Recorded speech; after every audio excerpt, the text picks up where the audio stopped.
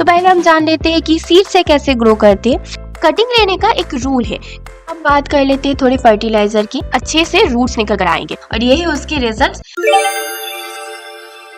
Simplicity is the beauty of life. ये बात ना गेंदा के फूल के लिए बिल्कुल सही से जाता है।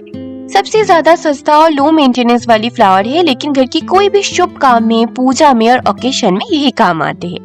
तो आज की वीडियो इसी के ऊपर है। इस विंटर गार्डनिंग में मैंने अपने बगीचे में कैसे गेंदा को उगा है वो सब कुछ आपके साथ शेयर करने वाली हूँ। तो वीडियो को इन तक जरूर देखना। जल्दी से वीडियो को शुरू करते हैं।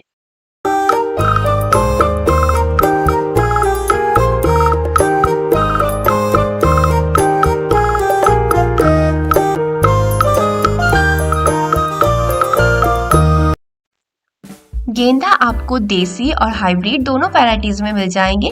देसी वैरायटीज में बहुत सारे फूल आते हैं जो डबल पेटल और सिंगल पेटल दोनों में ही मिलते हैं। और सबसे ज्यादा पॉपुलर वाली गेंदा की नाम है अफ्रीकन मैरीगोल्ड, क्योंकि इसके फ्लावर्स की साइज बहुत लार्ज आती है और हमेशा डबल पेटल वाली होती है। येलो और ऑरेंज इन दोनों में से एक कलर में मिलते हैं। और इसके अलावा भी हमें मिलते हैं सिग्नेट मैरीगोल्ड और ये लाल कलर वाली फ्रेंच मैरीगोल्ड। इसको हमारे यहाँ पर रक्त गेंदा भी बोलते हैं। अब गेंदा को दो तरीके से उगाया जा सकती है। एक तो है बीज से, और फिर बीज से जब पौधा थोड़ा सा बड़ा हो जाए तो कटिंग से भी आप बहुत सारे बाकी के पौधे उगा सकते हैं। तो पहले हम जान लेते हैं कि सीड से कैसे ग्रो करते हैं। अब जिनको नहीं पता कि गेंदा के बीज कैसे दिखते हैं, उनके लिए ये जो सूखी हुई गेंदा के फूल होते हैं इसी में होती है उसके बीज। ये ब्लैक पोर्शन वाली जो पार्ट आप देख रही है यही है गेंदा की बीज। ये वाली जो फोटो दिख रही है ये मेरे पिछले साल की ऑरेंज कलर की गेंदा है और ये है येलो कलर की गेंदा। सर्दियों की एंड में कुछ सूखे फूल को ऐसे तोड़ के रख दिए थे। फिर इस साल अगस्त में यानी मिड मॉनसून पर मैंने ये मेरे कुछ वेजिटेबल बास्केट्स हैं जिसमें मैं सीमेंट की बोरी से कवर करके उसमें मिट्टी डाल के उसमें थोड़ा थोड़ा करके बीज को फैला दिया था। अब गेंदा की जर्मिनेशन बहुत जल्दी से होती है, तो 2-3 दिनों में छोटे छोटे पौधे निकल कर आए थे। फिर आप देख सकते हैं अभी तो मतलब 1-2 डालियां ही है जो रूट्स के साथ ये वेजिटेबल बास्केट में है, क्योंकि गेंदा में बहुत ज्यादा जब ग्रो हो जाती है तो डालियां इधर उधर फैलने लगती है और डालियों को सपोर्ट देने के लिए जो जहाँ पर भी उससे थोड़ा सा मिट्टी मिलते हैं वहां पर रूट ऐसे आ जाती है और वो वहीं पर अटक जाती है। पौधा थोड़ा सा बड़ा हो जाती है तब उसमें बहुत सारी फंगस लग जाती है। कभी कभी पेस्ट अटैक की वजह से पौधे में ना पत्तियां जल जाती है, एकदम सूख जाती है, सूख सी जाती है पत्तियां। तो उसके लिए मैं हर 7 दिन में एक बार फंगीसाइड का स्प्रे किया, या पर मैंने साफ को यूज किया, और हर 15 दिन में एक बार मैंने एक अच्छा सा पेस्टिसाइड का यूज किया। ये मैंने रेगुलरली किया जब तक अच्छे से पौधा ग्रो ना कर जाए। मिट्टी में गेंदा लगाने की ये एक फायदा है, क्योंकि पिछले साल भी शायद 1-2 ऐसे ही फूल यहाँ पर थे पौधे, तो 1-2 फूल तो नीचे गिरते ही है तो वो मिट्टी में ही रह जाते हैं। आपने कोई बीज अलग से डाला भी नहीं, तो आप देखना मॉनसून आते ही छोटे मोटे ऐसे पौधे निकलना शुरू हो जाएंगे। तो उस पौधों को आप केयर करना, उसको मरने मत देना, उसको अच्छे से फंगीसाइड, पेस्टिसाइड और थोड़ा सा खाद डाल के उसको बचा कर रखना, तो वो विंटर्स में जाके इतनी अच्छे से फूल दे पाएंगे। करीब 1 महीने के बाद मेरे पौधे जब अच्छे से ग्रो हो गए तब मैं उसके टिप से कटिंग लेना स्टार्ट कर दिया। कटिंग लेने का एक रूल है, कभी भी ऐसे टिप से कटिंग्स मत लीजिएगा जिस टिप में ऑलरेडी बडिंग या कलियां दिखने लगी है, क्योंकि उस कटिंग से शायद रूट्स तो आ जाएंगे लेकिन वो आपकी जो मेन पौधा है उसके जैसे ऐसे बड़ा होकर ग्रोथ नहीं ला पाएंगे, क्योंकि वो अपनी बाकी की जो शारीरिक क्षमता है उसको ये फूल को उगाने में ही लगा देगा।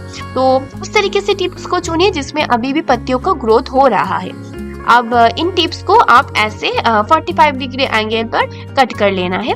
फिर नीचे वाली जो थोड़ा बहुत पत्तियां है उसको आपको फेंक देना है। करीब इतनी लेंथ तक आपको एकदम कोई भी पत्तियां नहीं रहना चाहिए यहाँ पर। अब कटिंग्स लगाने की बात कर रहे हैं तो हमें तो मिट्टी तो अच्छे से प्रिपेयर करना ही पड़ेगा।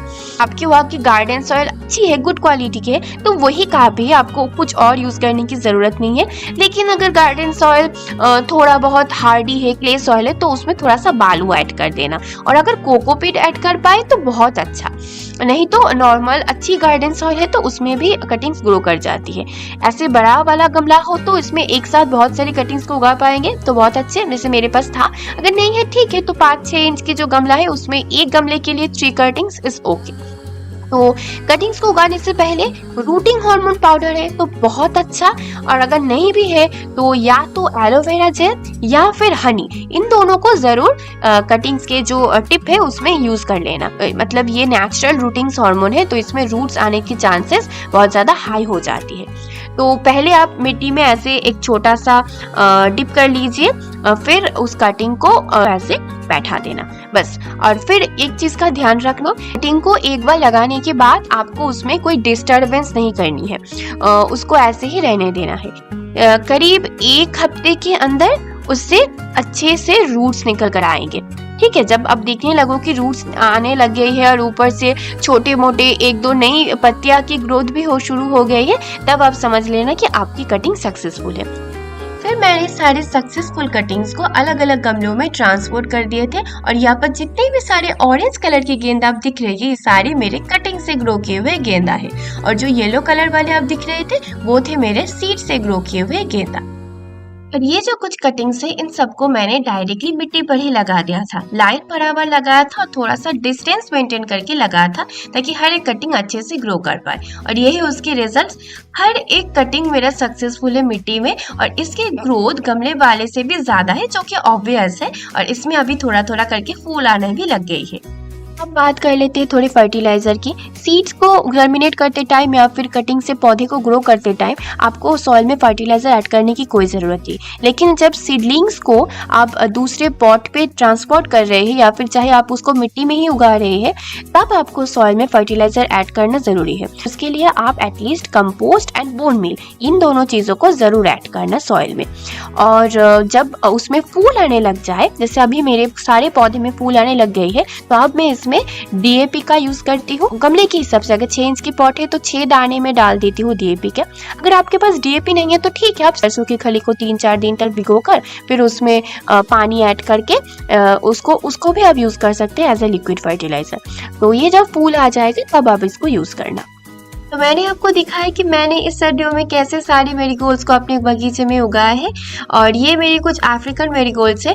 इसको मैंने अभी 7 दिन पहले जर्मिनेट किए थे। इसका आफ्टर 1 वीक वाली रिजल्ट है। इसमें कुछ कुछ डालिया के पौधे भी है। अभी 1 महीने में इसमें भी फूल आने लग जाएंगे और पूरे विंटर्स के एंड तक ये मुझे फूल देगा। तो अगर आप चाहे तो अभी भी सीड्स को कलेक्ट करके मेरीगोल्ड्स को उगा सकते हैं। So that is it for today guys. कैसे सीड से और कटिंग दोनों ही तरीके से आप गेंदा को ग्रो कर सकते हो वो मैंने डिटेल में इस वीडियो में बताया है। तो इसी बात पे वीडियो को एक लाइक और सब्सक्राइब करना बिल्कुल मत भूलना। और अभी नवंबर की महीना चल रहा है, सिर्फ गेंदा ही नहीं ऐसे ढेर सारा विंटर फ्लावर्स को अभी आप ग्रो कर सकते हो। तो ऐसे ही 10 बजट फ्रेंडली और बहुत ही इजी ग्रोइंग विंटर फ्लावर्स के नाम जाननी है तो उसके लिए नेक्स्ट आप इस वीडियो को एक बार जरूर देखिए।